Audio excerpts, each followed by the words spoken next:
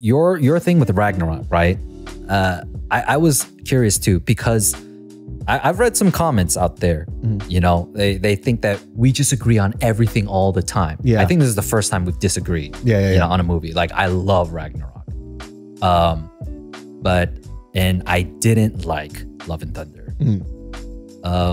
But when you look at it at the bigger picture too, though, like the first two Thors. In right? 5, 4, 3, 2, 1. What's up, everybody? Welcome to another episode of the Genius Brain Podcast. We have Ed Park VP in here. What's up? Today's going to be an interesting one because I'm going to do the movie reviews again, but not just movie reviews. Let's start off with this, though, because, you know, Love and Thunder didn't get as much love as I thought it was going to get. Right. Only because the stuff that they're complaining about is the same shit I complained about with Ragnarok. And everybody gave me shit. They're like, it's an amazing movie. What are you talking about? You don't know who Taika Waititi. The funniest fucking thing is every complaint that I had about Ragnarok is exactly why people didn't like Love and Thunder. And now that I was like, okay, I know what Love and Thunder is going to be about. Yeah. I'm going to enjoy the jokes. Right. And I was like, I enjoyed the movie. And they're like, dude, it was a terrible movie. I'm like, fuck you guys. Fuck all of you. This is why I stick to my fucking guns. And by the way, by no stretch of the imagination did I say that it was an amazing movie. Yeah. I said it was fucking funny and the jokes were placed way better than Ragnarok. Yeah. That's it. Yeah, I just saw it too, finally. And I gotta tell you, I walked out kind of pissed. And then I had to sleep on it. And I had to recognize I laughed a lot. I did laugh a lot. And I think I discounted that because of the way I felt leaving. But like, I don't think there's a problem with it where we're going to break it down like we did Shang-Chi and Doctor Strange. Yeah. You know, but because it wasn't trying to be something that it wasn't. Yeah. So there's nothing to break down. If you look at it for what it is, I feel like it's the MCU's Dude, Where's My Car? Yeah. It's the MCU's Harold and Kumar. Yeah. It's straight irreverent comedy, right? Like, the problem for me, we'll get into that. We'll get into it. But for like your thing with Ragnarok, right? I was curious too, because I've read some comments out there. You know, they think that we just agree on everything all the time. Yeah. I think this is the first time we've disagreed. You know, on a movie. Like, I love Ragnarok. And I didn't like Love and Thunder. But when you look at it at the bigger picture too, though, like the first two Thors, right? The first one especially. Yeah. Like, how do you bring a character like this into the MCU? Morse God. Right. And what they did was pretty genius, I think. They turned it into a Shakespearean film. They got a Shakespearean trained actor and director, Kenneth Branagh, who also makes great films to this day. And he's an awesome, actor as well. One of the best actors. I love seeing him and stuff. He did Death on a Nile, I think Murder on the Orient Express. He's directed those. But he is a Shakespearean, classically trained actor. That's why Anthony Hopkins is in it. And the acting you see in it looks like a Shakespearean play. Because how do you get these King James people? Like, the way they talk is like super old school King James. Father. Yeah. And then they had to let that go. Because apparently, like, Chris Hemsworth was like, this character is fucking boring. Yeah. Like, it's limited to something. And so once they brought Taika Waititi for Ragnarok, it really opened it up to more of like a comedic kind of, I don't know if I want to say improv, but it made Thor way more contemporary and down to earth, right? But once we got into Love and Thunder, like, okay, tell me what you think, like from what you've seen. For me, it's a good comedy movie. That's what it is. It's a comedy. It's a comedy movie. This shit is not going to progress anything. You're not going to get a lot of depth. The only redeemable thing in terms of a movie that I really enjoyed was Christian Bale. Christian Bale killed it. Christian Bale is the saving grace of the film because he took that role on so seriously. Yeah. And you want to talk about a fucking good villain. Yeah. And his redemption arc is what I also enjoyed. So in terms of like, him not just being this bad guy. There's a reason for why he is this, which I feel a lot of people fuck up on. Whew, maybe we can talk about that later because that first opening scene spoke to me so hard because you know me and my journey with Christianity. When he was going through that whole thing, like, okay, so he and his daughter, her name is Love, which hence we find out later that Love is her in the title of the film. She dies because their planet is dying, and then they're in a barren desert. They're trying to survive, and she dies. But Christian Bale's character Gore, the God Butcher, he survives, and I guess he hears the calling of the necromancer's sword. I believe that's what it's called. I forget. Yeah. Which is basically the God killer. The God killing. Yeah. And then he meets his God. And his God doesn't give a shit about him. And it's mocks him. It's a huge ode to Adam and Eve. It's like the Garden of Eden. He's literally living in this land of just paradise. It's lush. There's flowers, trees, water, fruit. Everything is so fucking abundant. And Gore comes up. He's fucked up, dehydrated, sunburnt. Still worships his God despite losing everything. His God mocks him. I did this for you. Yeah. And he goes, doesn't fucking matter. You're going to die anyways. Yeah, everyone else is dead. Yeah. He doesn't give a shit. And the necromancer or that sword presents itself and he kills that god. And then he vows to kill all the gods across the universe. And that's pretty much title. And then we get to where Thor is. We have Korg, the rock guy, who's voiced by Taika Waititi. He's kind of giving the narrative of what happened before, where he's like fat and whatever, and then he worked out, right? And then now he's joined the Guardians. I gotta say, visually, one of the best looking MCU films. Colorful, just striking imagery, and like so. What you see though is like he's kind of their like, I don't know if you want to say secret weapon. Like he's their last resort because he is so fucking powerful that he comes in when he has to. But the weird thing about that opening scene is that he, after all that's happened after Endgame, he still has this sense of longing, I guess, like there's still more to be done. The only way I could kind of relate to that is the fact that, you know, after I've lost like 100 pounds, I was like, my life isn't finished. I still have to live the rest of my life. Yeah. There's still so much to do in it. And I think his character is still seeking out that there is things out to do. And then he gets some distress call from Sif, who hasn't been around since the second Thor movie. Yeah. And that seemed like a cameo too. I thought she would have done something, but then, so he ends up going to New Asgard. And then Tessa Thompson's character, Valkyrie, is now the new king of New Asgard. And she's doing like Old Spice commercials. She's doing like bureaucracy stuff. By the way, have you seen the current Old Spice commercials? So, you know, in Ragnarok, when Thor goes back to Asgard, there's that cameo with Matt Damon. Yeah. And they're doing that theater play. That's in like, that's kind of like a fourth wall thing towards the first and second movies, how they were Shakespearean plays. So they were just kind of reenacting that, right?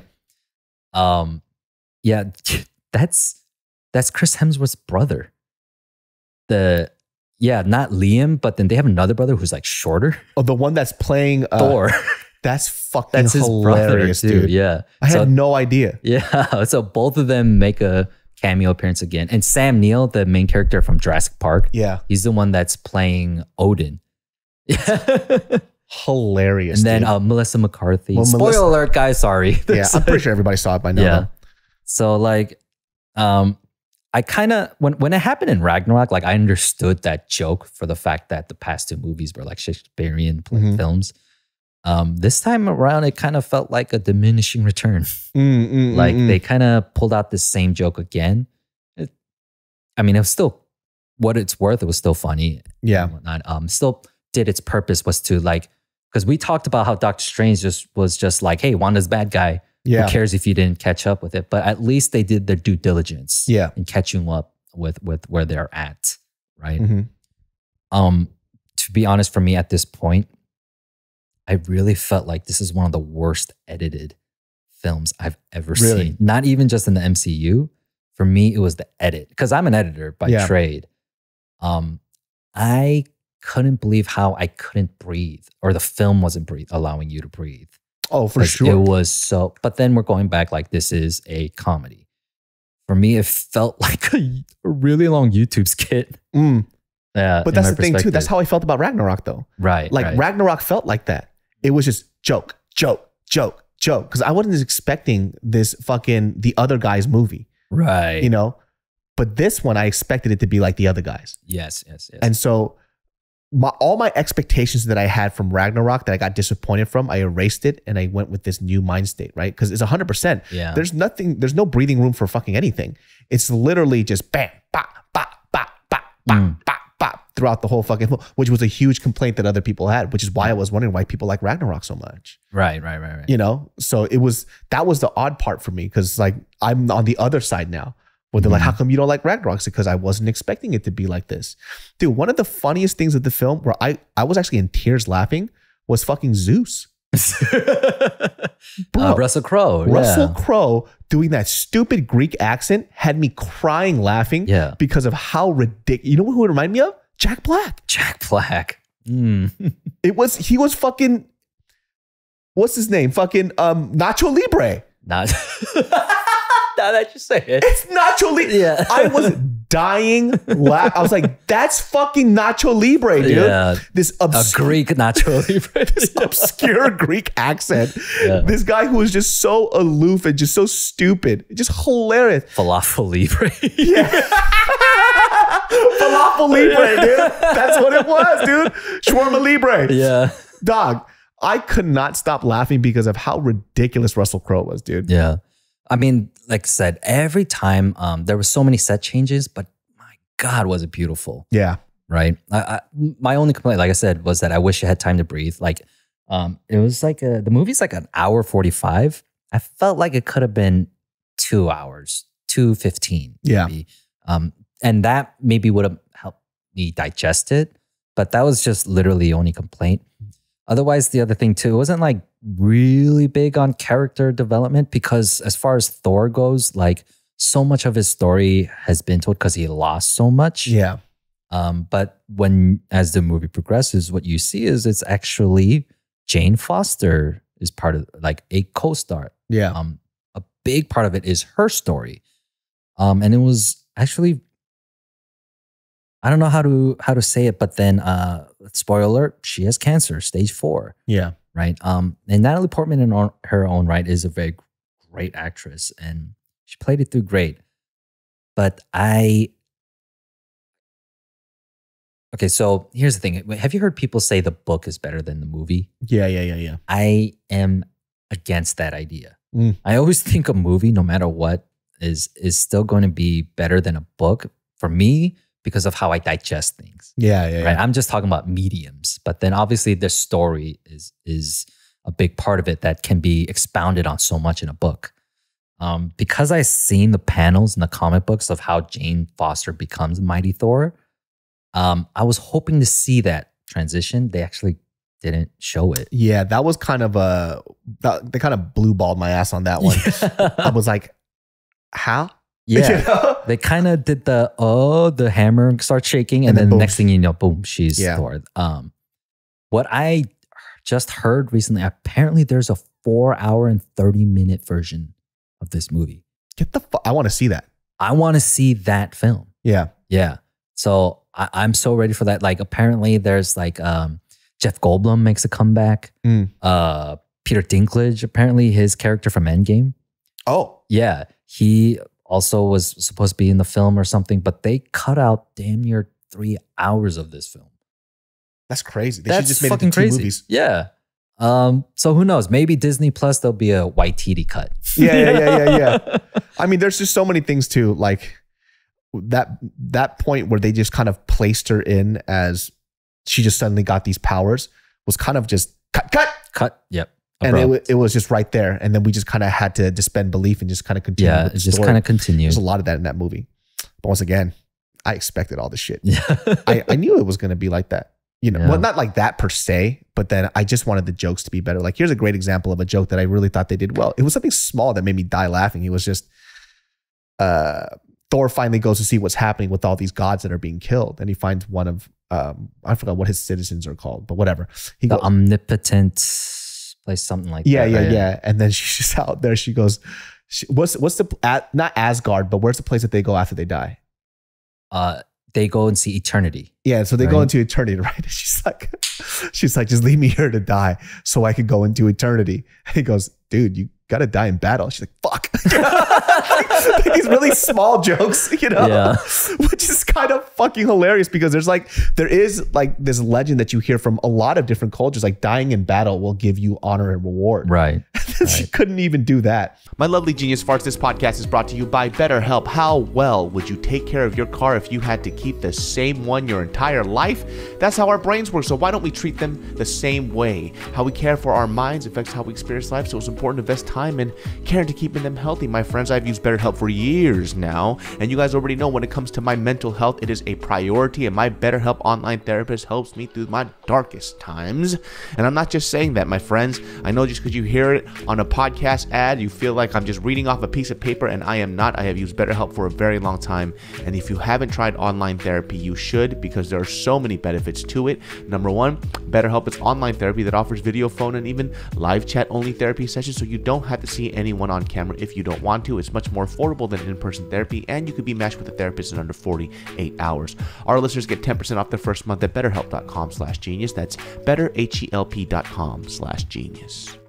But I feel like the previous film would have just had them go back and forth on this joke. Right. Like, oh yeah, I'm supposed to die. So yeah, if you do that, then this will happen. Oh yeah, if I then my brother turned into a snake and he stabbed me. Yeah, that kind of like ran on a bit. They didn't do any of that shit. It was the joke was there. They moved on and they let us continue to another joke. Another joke that fucking cracked me up was something really small. It's when the fucking Rock character was gay, got married Dwayne to Dwayne the Rock. The Rock. That was very funny too. Bro, that shit fucking got me super hard. Dude, a lot of people in theater didn't get that joke. Yeah. They just thought it was funny that he was gay. I was like, no, the gay part's not the joke. It's the fact that his name is The Rock. Dwayne. That shit fucking cracked me up, man. I think it's probably because of the fast pace of the editing and the cut. A lot of it could have been lost in that as well. I mean, like, because I enjoyed like very much movies. Do you see Jojo Rabbit? No. Oh, you got to see Jojo Rabbit. Okay. Yeah, it's excellent. And maybe we can do a review of that too. Yeah. But yeah, you know, I talked about earlier about how in a Shakespearean or the drama play, you see the masks, right? Sadness and laughter, right? Someone's crying and someone's laughing.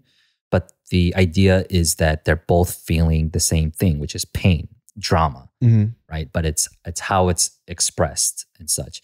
Taika Waititi does a great job at talking about a sad subject, but making it a fucking comedy. So one of his earlier films too, the Hunt for the Wilder People. Have you seen that one? That's with the kid that was the fat New Zealand kid in Deadpool 2. That fucking movie was funny. Yeah. So I mean, it's a very sad subject. Yeah. He's a foster child, and then his foster mother fucking dies, and then his foster father doesn't really give a shit. But then the journey is about their relationship out in the wilderness, right? Jojo Rabbit too. Oh my God, such a heavy subject matter.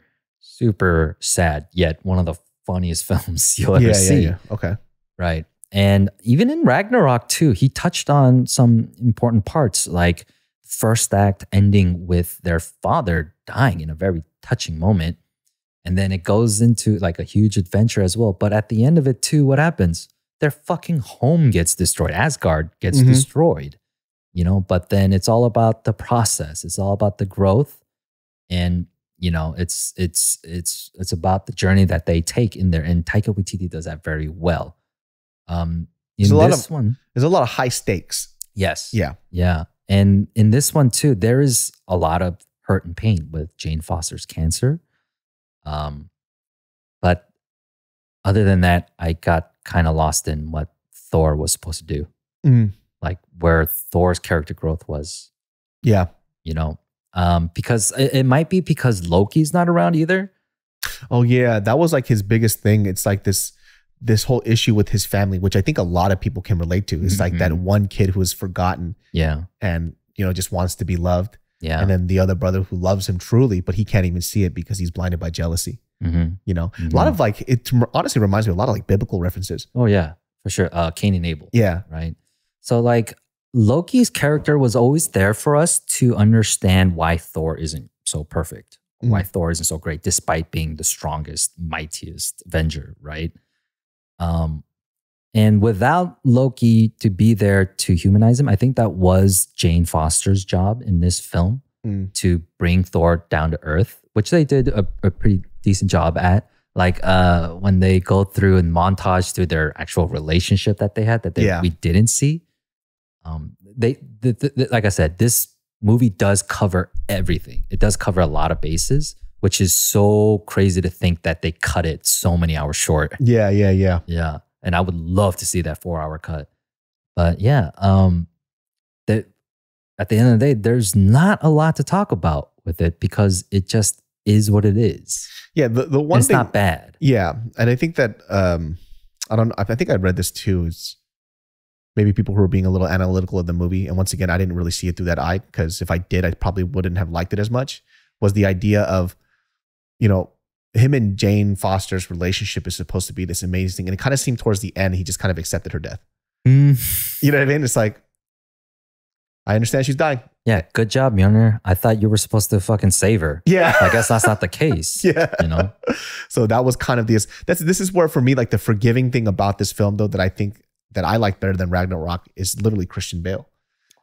It has to be Christian Bale just because like, I always love it the most when you can really humanize the villain, where the villain isn't just a villain just because they're evil, right? There's a good fucking reason for it, right? Yeah. And that's the same thing that I feel like Scarlet Witch had too, but they just didn't do it well in the movie because how are we supposed to know this shit? Yeah, unless we didn't see it. Yeah, unless we fucking watched WandaVision. Side note, Mariela finally watched WandaVision and she loved it. Loved it. I just told you, just wait. It's because, you know what the issue is with her is that she's watched so much Korean drama where they just give you everything in the first episode.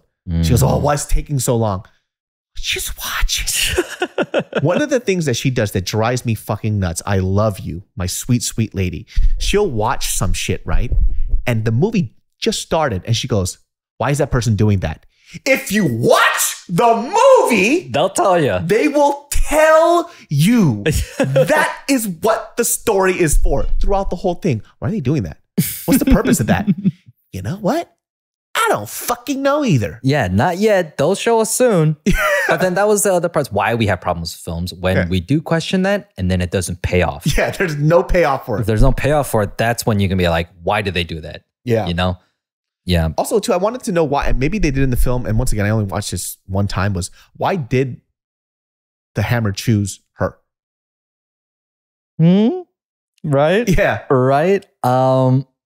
I think that, like I said, was it because Thor asked the hammer to watch over her? But then why would they give her the power though? Like, I don't understand that shit. Yeah, I missed that too. Yeah. I think it's on the cutting room floor, man. There's 2 more hours of this stuff apparently that nobody saw. Yeah. You know, and you know, I'm seeing a pattern here because we haven't enjoyed a lot of Phase 4, right? Phase 4, definitely the latter half has been quite a fucking miss. I believe it's because we're seeing the results of what the pandemic had done to production. And so what we're seeing is the final draws. Like, okay, so in 2008, right, there was a writer's strike. And so the subsequent movies after that, a couple years after that, were pretty kind of trash. Yeah. Because the writers quit. Yeah. And so like Quantum Solace, that 007 movie, apparently Daniel Craig had to write the rest of the movie. Get the fuck out of here. The fucking lead actor had to write this shit because there was no writers because they were on strike. So a lot of movies, if you go back and look at like movies from 2008, 2009, they're pretty lackluster because the writers quit. Not quit, but were on strike. And so what we're seeing now, like, and why I try not to be so hard on these films is because they had to live through a pandemic and try to produce this thing, you know, through this pandemic, you know, and this is the result of what we're going to get. And they're just picking up the pieces. Yeah. At that point. Yeah. I mean, also too, and I'm pretty sure we touched on this as well, is that I really, really do believe that Marvel is going to have to figure out what films should stay as films and what things should stay as series. Yeah. Right. But obviously it's a money grab because even the films that we dislike made billions of dollars, millions on top of millions of dollars. Yeah. It's just certain things that you can't do in an hour and a half. It's just not possible. I mean, the idea that you're going to somehow consolidate 400 episodes or 400 comic books in a matter of an hour and a half where you can explain all these detail and nuance, it's really, really fucking hard to do. And obviously you have to do it in a series of films, but it's just it's difficult. Like I definitely feel for them, which I believe why phase 4 at the beginning was so good is because a huge part of it was what? Series. Yeah. Right? Loki, a series. WandaVision, a series. Falcon and Winter Soldier. I like that a lot too. That one was so fucking good. Yeah. And once again, that was a series. Each episode was an hour long. And they could really, really let shit breathe, let you really process what the fuck these people are really going through. Yeah. But for Thor Ragnarok, like I really just wanted it to be like 15 minutes longer. You know, let it breathe a little. The other part was there was kind of a jump where I didn't see Gore butchering a whole lot of gods. Yeah. And what apparently happened was there was a scene where when Gore loses his face, like, so he has all these tattoos, right? Apparently there was a scene where he just tears his skin off, you know, and he becomes this antagonist, like the scary figure he does later with this sharp, dark, like bloody teeth and shit. Like there was a transitional scene that they cut because they said it was too dark. That would have been good. I would have enjoyed to see it. But apparently there's like a lot of shit on the cutting room floor that we didn't get to see. So hopefully, I don't know, Disney Plus, give us the 3-hour version. Who knows? I would love to see that shit. Yeah. That would be really fucking amazing. Yeah. Yeah, I mean, like I said, I understand. It is what it is. I understand. Like, I don't have too many bad things to say about it because look, I enjoy Dumb and Dumber.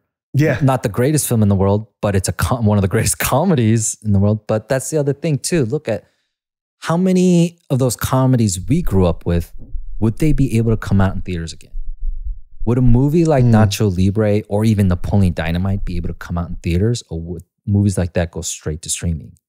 Like look at Adam Sandler. Yeah. All his stuff has just come straight out to streaming. I guess people don't go out to theaters to just see these irreverent comedies anymore. Yeah. So I feel like, okay, maybe this one, Thor, Love and Thunder, was like, you know, those Harold and Kumar films, you know, The Dude, Where's My Car, you know, but, you know, putting that stuff back out in theaters, putting a big IP on it, and people will go out and watch it. And like, I think it's made 600-700 million now. So it's a numbers game. People know, and you know, the studios know too. They're not really thinking about what's going to make this the best. They just know that no matter what we put out, people are still going to fucking watch this shit. They're definitely not trying to win Oscars. Yeah. It doesn't matter to them. Yeah.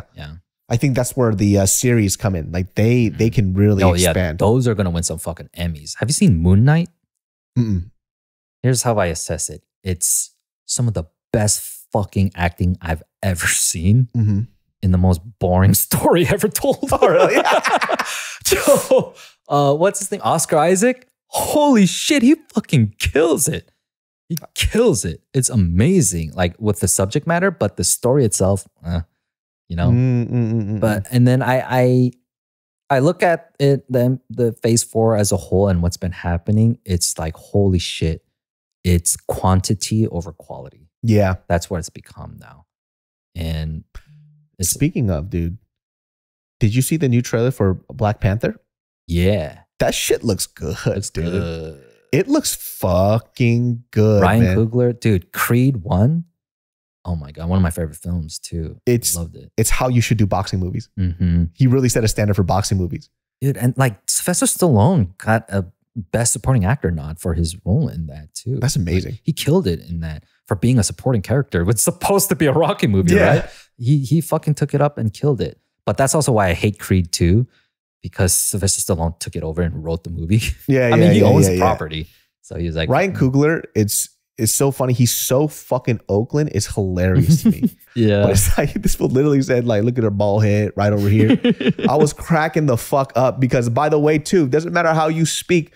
It's all about your fucking art. It's art. He's a fucking amazing filmmaker. Killer filmmaker. Amazing. And so the second trailer I was watching and I'm like, dude, I have super high hopes for this one. It looks fucking amazing. And I don't know who the new Black Panther is, but I'm pretty sure we know who it is. Right? If we want to make like theories and guesses, we have Ironheart coming in. Do you know who Ironheart is? No, who's Ironheart?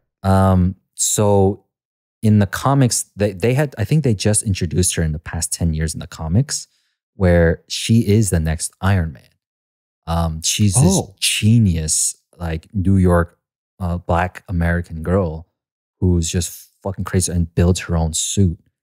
And she becomes the new Iron Man of, this current MCU series. Because Tony Stark died. Tony Stark died, yeah. And so they're introducing her into this, which is going to be dope. So I think she and Shuri are like really good friends. I think you see them doing the dab, the Wakanda dab. And but the new Black Panther, I don't know if it'll work, but they might be bringing back Michael B. Jordan. This podcast is brought to you by Magic Mind, my friends. If you haven't heard of Magic Mind, you are going to be in for a treat. Magic Mind sent me a box of their stuff and they wanted me to try the product, which is something that I really enjoy that companies do, is when they send me something to try before I even endorse it, because I ain't doing it unless I try it out. So Magic Mind sent me these little Magic Mind matcha shots, and it was supposed to help me with my productivity. And I gotta tell you, fucking amazing. Before I actually shot this podcast, I took a shot of the Magic Mind specifically because we were going to talk about Marvel things and we were going to unpack some very deep topics. And when you're running around all day, sometimes you just need a little help with something, and it's beyond caffeine, and that's where Magic Mind steps in. If you guys don't know, I'm actually really hyper caffeine sensitive. So Magic Mind has been like a good medium to step away from too much coffee, and it's pretty freaking awesome, man. It helps with like stress and anxiety, and if I take too much coffee, I can't really sleep at night. So taking Magic Mind, especially with like the cognitive benefits of it, and on this podcast, has been pretty fucking amazing. If you're like me, I totally recommend you go check them out at magicmind.co/brain and join a community of go-getters. You can also use my discount code BRAIN20 so you can get 40% off your subscription or 20% off your first one-time purchase. My 40% code only lasts 10 days, so hurry up. Once again, that's magicmind.co/brain and use promo code BRAIN20, my friends, if you want to get that fatty discount on an amazing product. Check it out, click the link and get to it. Magic Mind, baby. I don't know if that's gonna work. I have a feeling it's the leader of the bodyguards, the female bodyguards. Okoye. Yeah, I think it's her. If it's her, I would be so fucking happy. She's so badass. I love her, dude. There is a screenshot you could see a Black Panther, like the suit and the arm, right? Yeah. I must say it's a kind of a feminine looking That's what I'm arm. saying, because I was like, listen, it's one of the women. I think it's a woman, and it has to be her. If it's not her, then somebody explain my boner. Yeah. Because my dick got a little hard, and if I was a dude, I'm gonna be in a very weird spot. Just a little chub. Yeah. I was like, oh. Why, hello. And just from the trailer alone, it looks like they gave a lot more for Angela Bassett to fucking really shine in her acting. Because, of course, this movie is going to be about pain. Because in the film itself, T'Challa dies. Yeah. Too, because they announced they're not going to replace Chadwick Boseman. Yeah. In the story, they're going to honor him. Absolutely cannot replace him. Yeah. Who would you replace him with? Who? Michael Jai White. Wesley Snipes? I don't know. Wesley Snipes. There's no way. Yeah. This isn't like the fucking 90s too, where suddenly you just have fucking Aunt Viv be a different person. Right. We're not doing that. Not doing that. It's not excusable anymore. Like, people are going to complain about that stuff. So to replace T'Challa with somebody else that's worthy of the Black Panther suit, I feel like it's going to be her. Yeah. Yeah. It has to be. It could be one or the other, but I really hope that, like, I believe in Ryan Coogler, I'm weary about phase 4 or where MCU is heading, but then, man, they give a lot of reverence for Black Panther in their films. They give them their space to tell the story that they need to, and I trust it. Yeah. And I just hope that they don't have shitty CGI. Let me ask you this. And we were talking about this on JK News, and this is a very interesting subject, right? Because a lot of people are, especially in the comic book world, they are getting upset at these changes that are happening, specifically because they feel like they're pushing a woke narrative. Right. Right. And there was a new person on the block that's creating this new comic book series. I think he is a former Marvel writer or something like that, right? Comic book writer. But now they're doing a mission to make superheroes, their own set of superheroes, a whole new universe, has nothing to do with DC or Marvel. Yeah. But they're saying that they're committed to not let wokeness affect these characters. Right. And I think like the person who started it all, I think he's a young Black man. He was talking about how, wokeness should stay out of comic books, and, a lot of these like social justice issues shouldn't be in this. And to my mind, I'm like, actually, I don't know if that's the case, because that's what comic books were based off of. This is like the heart and soul of comic books. Yeah. Actually, they were tackling a lot of social issues with this stuff. So in my mind, I'm thinking like, I understand what you're saying, right? Because when a lot of like big companies have issues with not trying to rock the boat so much so they don't lose money, right? Maybe that's what you're talking about. But in the general scope of things, then you don't really know what these comic books are about, because they've always done that since day one. Done that. Yeah. Like I remember this Nuna unfriended me, right? Because she was walking by some newsstand, and then there was an X-Men comic book where 2 gay mutants were getting married. And she posted a picture of it like, oh my God, I can't believe this is happening. And I commented like, do you know what the X-Men are about? Yeah. They're about civil rights. You know, we've talked about this the last time too. Like, I think people want to label shit as wokeness, right? Because I don't know whether they don't want to be educated, they don't give a fuck about, the world's issues, or they just never saw the past comics for what it was originally about. Yeah. But I truly do believe, you can have comics that are not about anything about our lives, like fantasy books. Dragon Ball Z isn't really about anything in reality. Like this whole story arc between X-Men, like the mutants and humans, is about xenophobia. Like, yes. Are you fucking out of your mind? That's just a heavy ass fucking subject. Right. Growing up as a kid watching that shit, people protesting outside of the White House, talking about, we want these mutants dead. We want them out of here. Yeah. Why is one of the biggest villains in X-Men a senator? Yeah. Because he's making the laws that are taking away rights for the mutants, and they just want their civil rights. Putting them in cages. Yes. Which is even a reflection of our time now. Yeah. I mean, look at what Days of Future Past, that movie was about. They touched on in the beginning. Mutants getting rounded up and fucking exterminated. Murder. It's touching a little bit on, the Holocaust too. I mean, and that's why even in the first X-Men opening scene, one of the greatest opening scenes in all comic books, where young Magneto is in fucking Auschwitz. Oh, that's right. That's right. What do you think this shit is about? Yeah. Like it's touching on all civil rights, all human rights for equality. This is what it's about.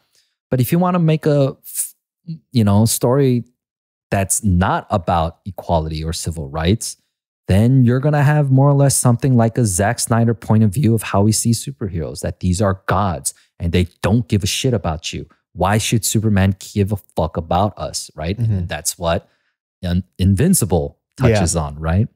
And you're going to tell me, oh, Invincible's not woke? Sure, it's not, but it's touching on something very important in the philosophy of how we see things. Yeah. But if you just want to make a comic book about punching and kicking, then shit, I'm telling you, there's Dragon Ball. It's great too. Yeah. It's fine. That's the interesting thing. And just to touch on this like topic too, do you ever have issues of, for example, people, it's like the whole Little Mermaid thing, right? Where in Little Mermaid, they were casting a young Black girl for it, and then people flipped the fuck out, right? And I had to really think on this, like, why does that bother people, right? And I think what I came to a conclusion, and on JK News, I joke about a lot of things. I don't really expound on thoughts, and this is what this podcast is for. I'm thinking the reason why people dislike it is because it fucks with their childhood. Yes. I think that's just really the basis of it. Yeah. I am used to seeing this redhead white girl, and this is what I grew up on. Why do you have to change it? Because like 80% of America being white, you know, and like half of that being the women or whatever can see that. Like, so that's what I'm wondering too. Then are white women complaining or is it white men complaining, right? Yeah. Just to make some fucking noise. Yeah. Right. And the other thing I have to say too, there's no fucking mermaids in real life. Who gives a shit? So Africa doesn't have fish. Yeah. You know, what the fuck? You kidding me? I actually, because I thought of this Little Mermaid example, I went online and I found some old tweets from people, and somebody else brought this up. They're like, well, you know, mermaids is like a Nordic, like Norse legend thing, right? And they are white. And so it's not even historically accurate. But I'm like, hey, mermaids don't exist. How about that, bitch? My friend, he actually explained it to me too. Like when I say, what do you say when, you know, WWE, like wrestling's not real? And he says, Superman's not real. Yeah. Batman's not real. You know, but the idea is like, what is the story about, right? And this is the reason why I love like the first 6 Fast and the Furious. After 7, I hate it. But the idea is like, tell me we still watch it though. Yeah, it's we always watch it. Yeah, we still watch it. But is it really about the cars? Like, is wrestling really about what happens in the ring, right? Or is there so much drama happening and story happening outside of the ring? And then they solve their problems in the ring. They head on their issues with their beef, and it all comes down to what happens there and who wins and comes out on top, whatever verbally or personally that they're going through, right? Yeah. Fast and the Furious, they got their own issues. And you know how they solve it? With a race. Yeah. Okay? They solve it with their cars. Yeah, they solve it with family. Yeah. That's what it's about. It's not like about like cars and racing, like about all that shit and stunts, but then you have to be invested in the characters, like, and what they're going through and what it means for them to have to use their cars to solve their problems. Yeah. Right? Like the wrestlers have to use their rock bottoms and people elbows to solve their problems. Yeah. You know? And also too, like, there was a huge uproar about Disney because of the Buzz Lightyear. Right. Did you see it? I didn't see it. I heard it was bad. It was bad. So I didn't care to see it. So who cares about the gay kissing thing? If it's a bad movie, I don't give a fuck. I barely remembered about the gay kissing. That's the least of this film's problems. I heard it was like in the background or something. Yeah. And then there was 2 gay guys kissing. And then, you know, I read a lot of tweets about this stuff, and, you know, because Twitter is always right. But that's just kind of where people complain the most. Like Twitter, that's what Twitter's about. So people were just kind of like, I don't like it when Disney shoves gay shit in my face. And I was expecting this scene where Buzz Lightyear whips out his dick and he's just basting a dude with it or something. Yeah. You know? But it was like 2 dudes like just pecking in the back or some shit. And I'm like, 2 women. Oh, it was 2 women. Yeah, 2 older women, pretty much. Like, it's the same thing with like Doctor Strange 2. America's parents were gay. About lesbian love? That shit's hot. Yeah. What's the problem? Like, you love watching it on Pornhub, but for some reason you don't like to see it on the MCU. If it's 2 guys, I understand, but 2 women, what the fuck, man? No, I'm kidding. I mean, I have to look at who's making the most stink, like conservatives. Sure. Oh, yeah, for sure. And I don't. Yeah, I didn't know what it was about, but then like I said, I read there, like it was just in the background. I'm like, okay, cool. That was the least of the film's problems. Yeah. Right. And then it goes into this other subject too, where I was reading it, where people were complaining about, oh, why do they have to go ahead and start making these characters gay out of nowhere? I guess like Superman's son is gay, and there was all these other like examples that they were bringing out. Yeah. And so I started thinking to myself, okay, what is the problem here? I think obviously beyond the direct answer of people being very conservative and they have their Christian ideals and beliefs, and this is what's fucking them up in the head. I think a lot of it really does have to do with nostalgia.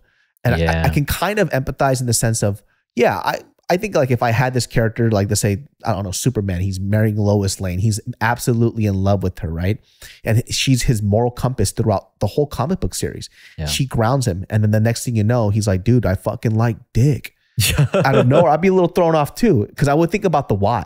Like, is this just because you want this to be a part of this universe because of wokeness? And that's where I understand what they're talking about. Yeah. So in my mind, I guess like the medium for something like that, I'm not saying that is something that happens. It's like, oh, if you want to bring in new social characters that kind of talks about the current situation that we have in this country, do it with a new character. Yeah. Give these old people their fucking nostalgia and then do these subjects with a new comic book character. Yeah. That might be the best medium for it. Yeah, I think that's fine. And, but what we have been seeing is like new characters, that are gay or whatever the fuck you want to classify. Yeah, and it's still a problem. Yeah. Like so far what I'm seeing, I'm not seeing like other characters. Like if you have a problem with Korg being gay, it's like, but you didn't know what he was before, whether he was hetero or not. You just figured it out now. And what the fuck do you care about two rocks fucking each other? Yeah. Who cares? Who cares? Yeah. That's, it's one of the things like I really got to look at too is like, why they have to complain. It just sounds like a lot of hate, but these people exist in the world. Mermaids don't. Yeah. Like so many things don't actually exist. But for some reason, if you want to throw them into your fantasy, it fucks up with what you had in your imagination. Going back to whether a book is better than a movie. When someone says the book was better, I'm like, so you're telling me that you have a better imagination than Steven Spielberg? Yeah. You have a better imagination than all of these fucking billion-dollar directors? You know what's hilarious? To go back on the topic of that wokeness thing, we have a mutual friend too, and sometimes I read his tweets because he's been on this extra woke Asian tip thing, constantly tweeting and putting it on Facebook. And literally has never talked about any of this stuff ever as long as we've known him. Okay, and then it's getting to the point where it's like so ridiculous. And this is the type of wokeness I think that these comic book writers who wanted to start their own universes talking about. Yeah, where I love this guy, but he tweeted something ridiculous. He goes, "I don't know how I feel about." Representation in Asian media for a lot of casting. This is like one of those gray areas for me. Should Asian people be casted in like medieval movies? I'm like, no, they shouldn't because we weren't there. We weren't there. You fucking idiot. Yeah. I don't want to see that. Listen, I would love to be in Game of Thrones. Well, not Game of Thrones. That's not even real. I would love to be in like some kind of fucking Celtic movie, right? Yeah. When my lord, like I would love that shit. How weird would I look there? I don't belong there. It's not even anywhere near accurate, and they're kind of basing it off of real life shit. Yeah. Like, what are you talking about right now, dude? That's like me. I mean, this is kind of a bit of a hyperbole, but that's like what's it called? Tarantino. Yeah. Right. He does the film about with Django, right? And then you see a lineup of all these slaves, and then I'm one of them. What for representation purposes? Yeah. Like, that's stupid. Shut up. Shut up. Now you're just talking just to fucking talk. Yeah. Now you're just complaining just to fucking complain. Yeah. Like there are actual reasons and like battles that we can fight. That doesn't make sense. For you to even put that out in the ether to say, hey, okay, I don't know if I'm being ridiculous or not, but I think maybe I feel a certain way. Maybe we should be in these films. No, we shouldn't. Shut the fuck up. It would be weird. It wouldn't even make sense. It would distract from the film or the TV show so much. It's like we do have our own stories, man. If you just maybe read a little bit of your own history, bro. We got some dope shit, dude. Dope stuff. I'd love to see a fucking Korean War film. Yeah. Or maybe play a Call of Duty that's in the Korean War. But no, we don't have those. Dude, how fucking wild would that be? Dude? Yeah, but like, hey, maybe we should advocate for those, right? Yeah. But then, we don't have those. That's something you can fucking complain about. Yeah. But don't try to act like, oh, why aren't we in the new Lord of the Rings? Like, I don't give a fuck. I don't give a fuck if I'm in that movie or not, dude. I don't think fucking guy in there or whatever. Like, what are you talking about? We have our real stories too that can be represented too. But I really think the argument itself, like, it's almost futile. Like, look at what this guy is, you're telling me, like he's making an anti-woke comic book. I'm good for him, honestly, because he has his convictions and he's fucking doing something about it. He's creating something, But if you're an Asian American or whatever, and you're like, want to be included into something else and you're not, you know what? Fuck it. Then make your own thing. Yeah. Let's make our own thing. That's the point of creativity and creation. Creation is built like solely in us as human beings because we're lonely. Yeah. Because we didn't have shit 200,000 years ago. But you know what we do? We could carve something. We can get some charcoal and start drawing on the cave walls. We created for a fucking reason. We expressed for a reason. I can't imagine a caveman 200,000 years ago like, hey, why didn't you draw my people on your wall? Yeah. Get the fuck right. Draw your own shit, bitch. Yeah. That's what I'm saying. Like the complaints have its merits, like where it's coming from, but who you're giving it to, I believe, like has its limits. That was my biggest issue that I had with this, the original Asian American movement with the film stuff. They go, you should cast me. Okay, hold on a second.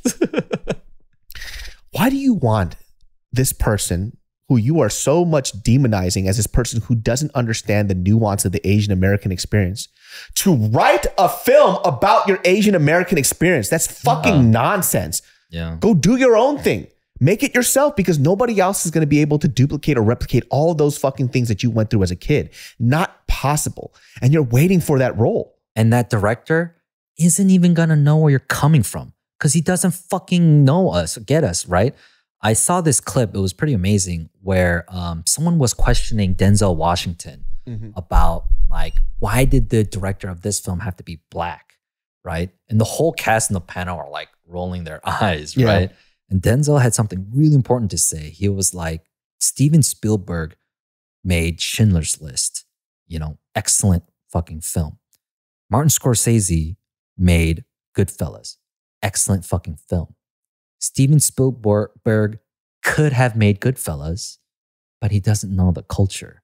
It wouldn't have been what it is without Martin Scorsese making it. Martin Scorsese, in his own right, could have made Schindler's List, but he doesn't know that culture.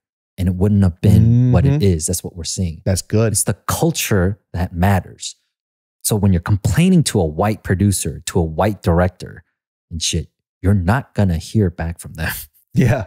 Because they don't know what the fuck to do. I think people have to realize that when you keep yelling and jawing at white people, like, do better. Yeah. They're fucking stuck. Like, do better with what? With what? They don't know what the fuck to do. Yeah.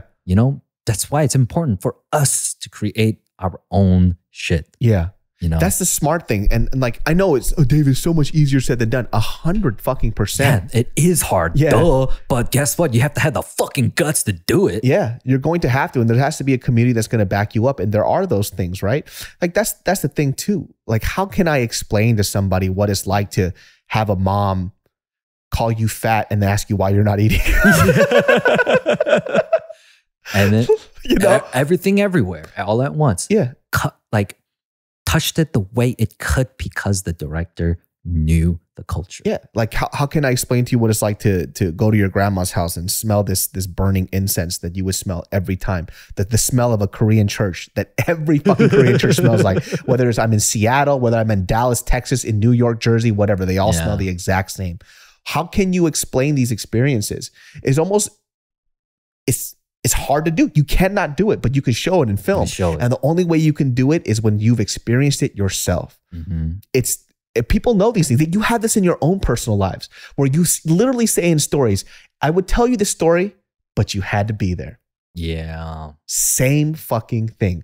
I could tell this somebody to do this film for me, but they weren't there. They didn't live this shit. They didn't know what it fucking felt like. And that's coattailing when you complain that way though, right? Like, hey, if you put me into Little Mermaid or whatever, into this space, then we can tell our perspective of it. But it's like, it sounds like you have something to say. Why don't you just make your own shit instead of giving it to some other IP, right? Listen, the only fucking thing that I heard about Little Mermaid that made me die laughing, and I was going to put, and I literally wrote this as a joke. Okay, I didn't hear it. I made this joke myself. I was like, I'm just going to say it. But the only thing that made me like die laughing was like, I was literally writing this joke. I was like, the only reason why fucking Little Mermaid being a black woman doesn't make any sense because she has to go in the water.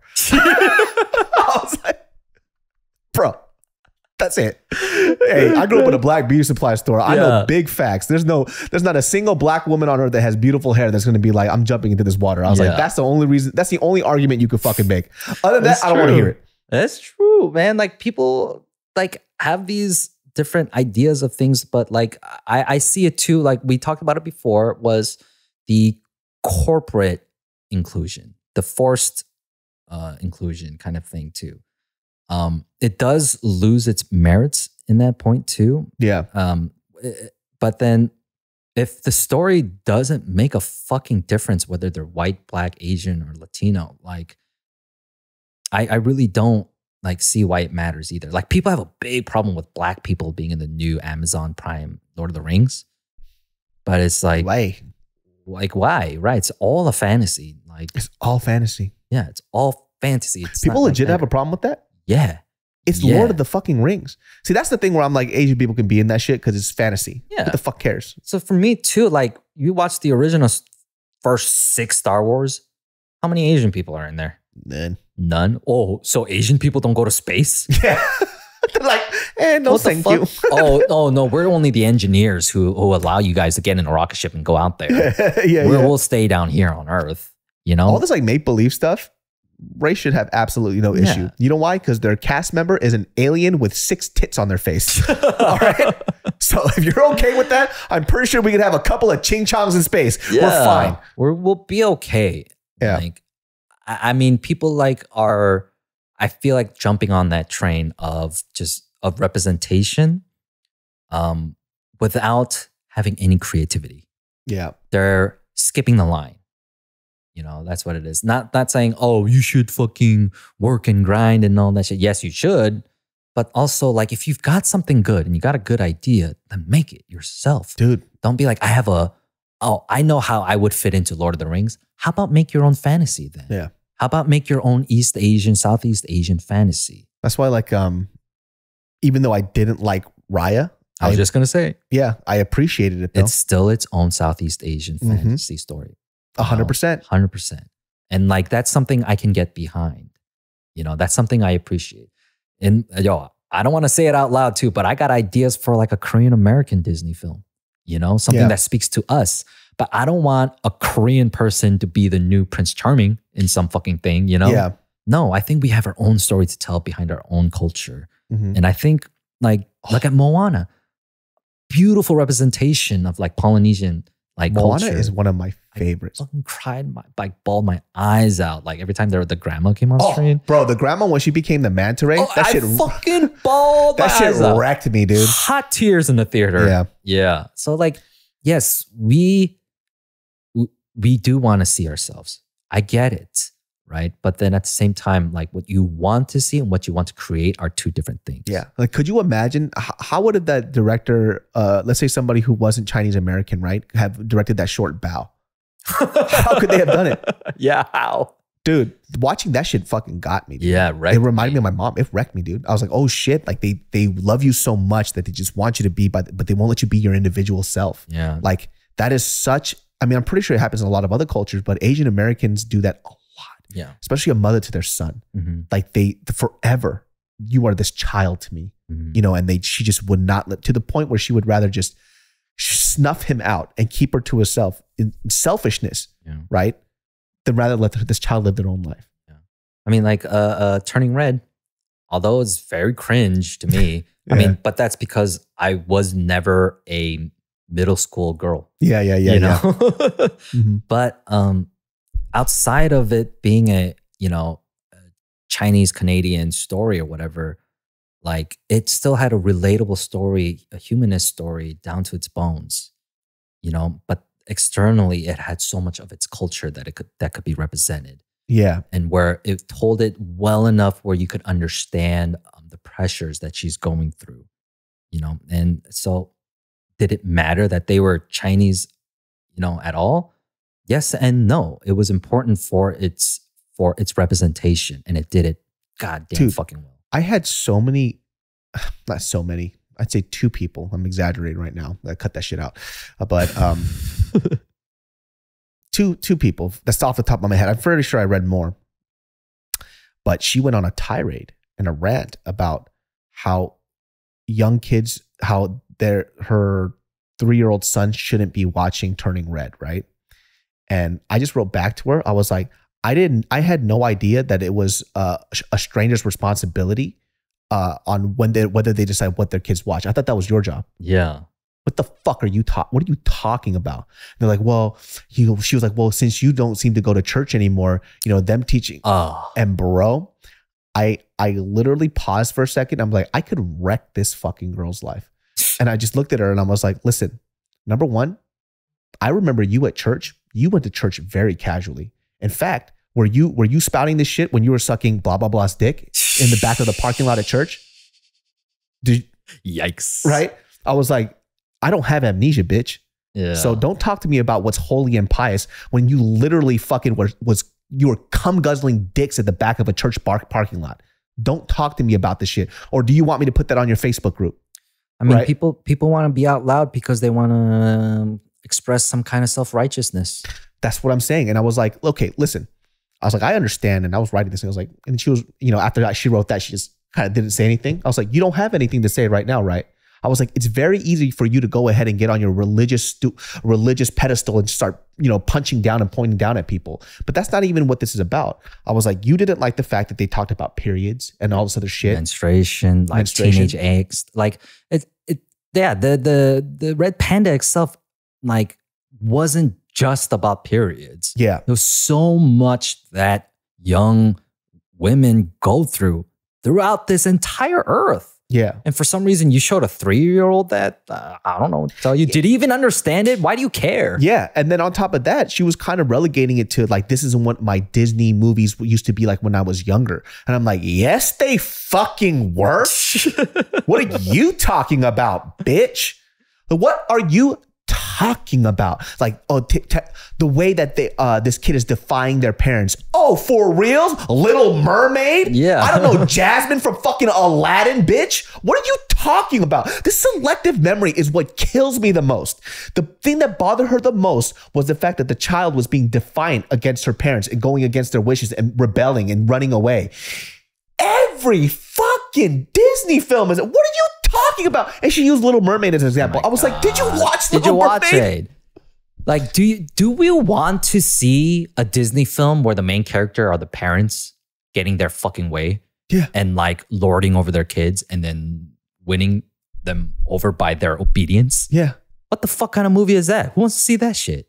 That's what I'm saying. I like the stuff that she was complaining about is literally the exact same trope in her favorite Disney films that she used as an example. That's how dumb you are. You don't even know what the fuck you were watching, which goes to show, just show your kid turning red because they probably won't know what the fuck they're watching either. It's a ridiculous argument from the jump because it's like, hey, I don't know how to make movies, so you got to make them the way I want to see them.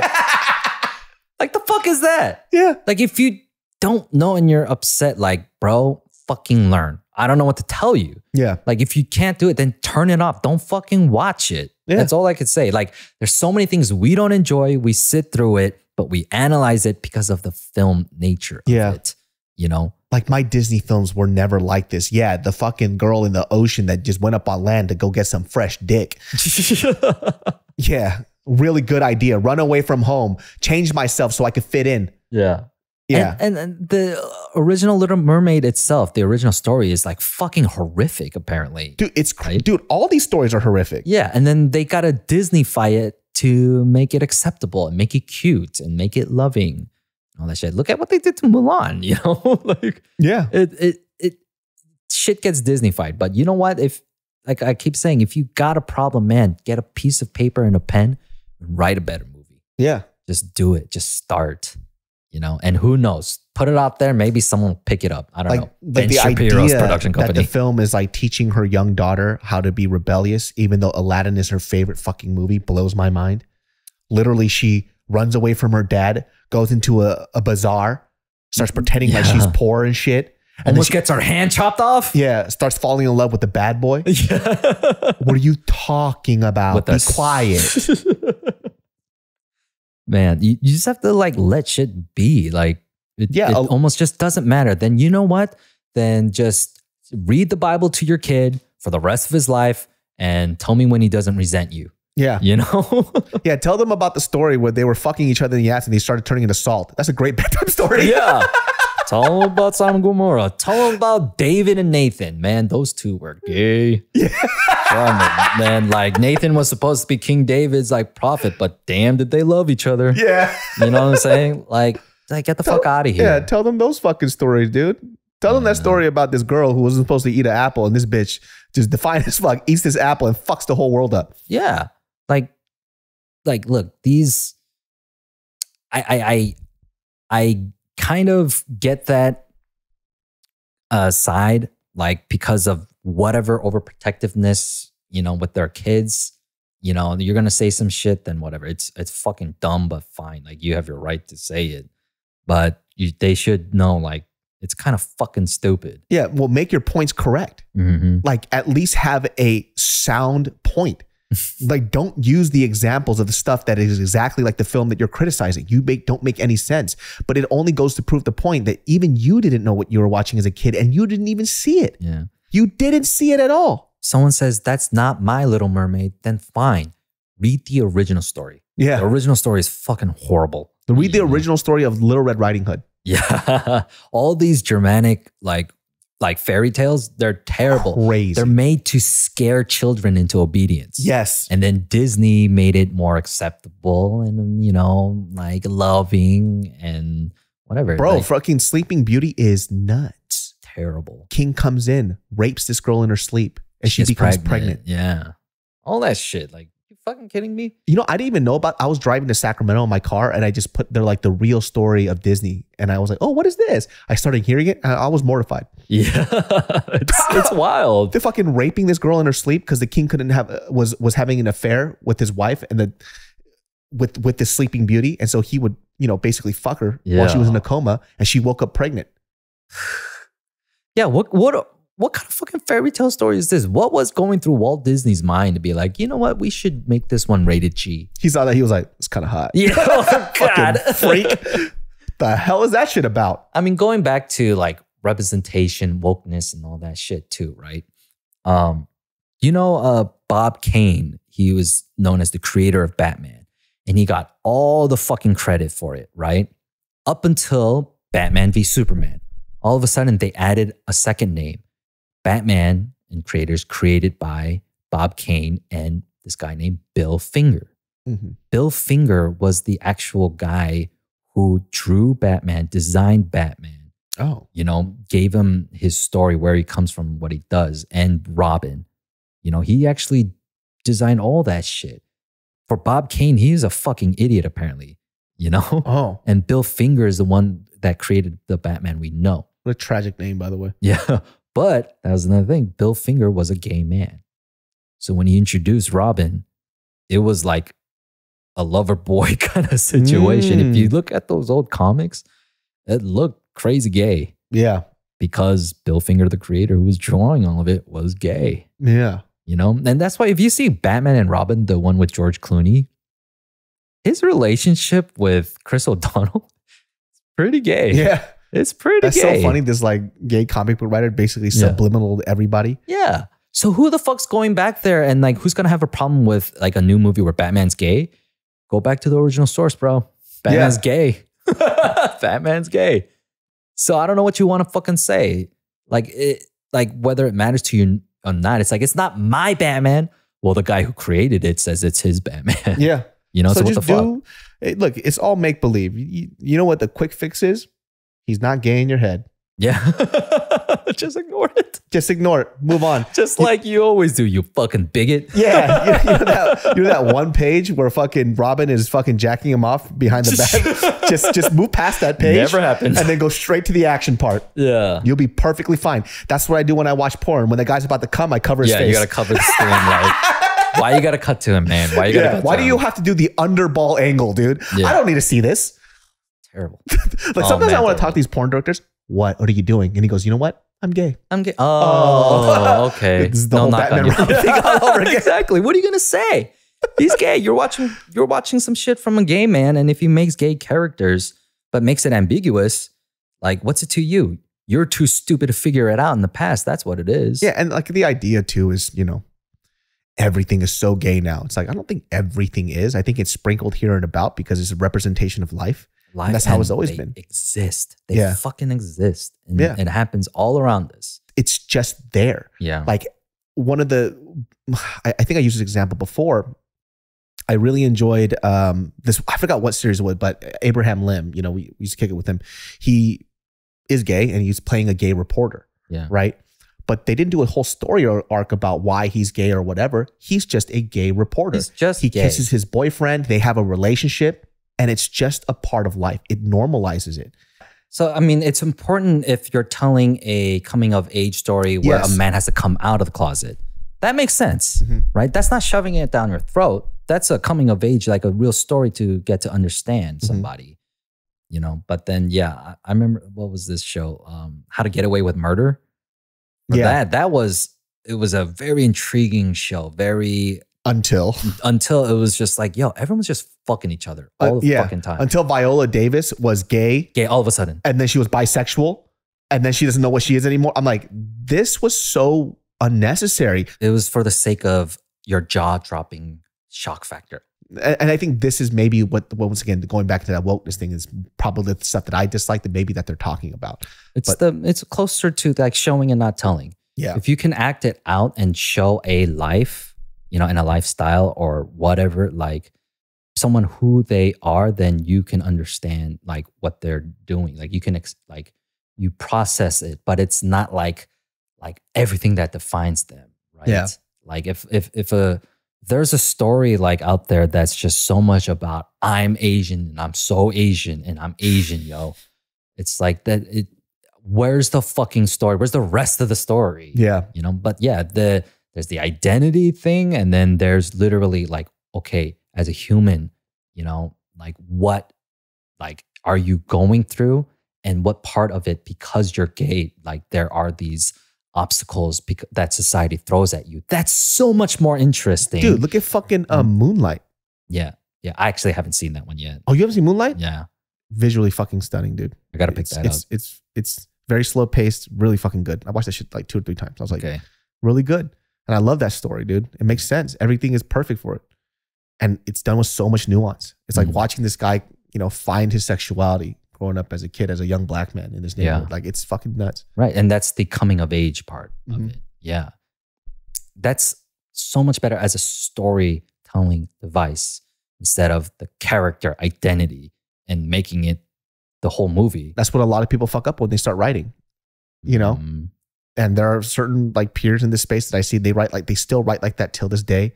And it aggravates me so fucking much. Cause I'm like, you are so beyond this right now that you don't have to do this. And when you kind of, it's like people who create the joke first before the script and they try to base the whole script around the joke and it's just trash. The whole thing is trash.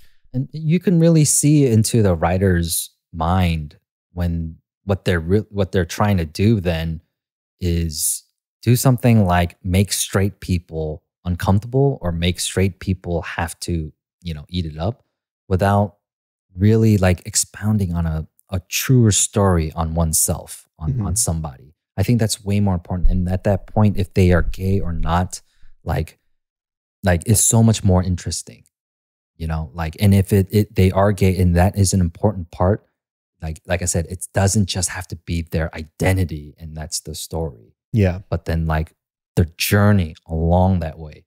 Like we were just saying before, like I lost 100 pounds.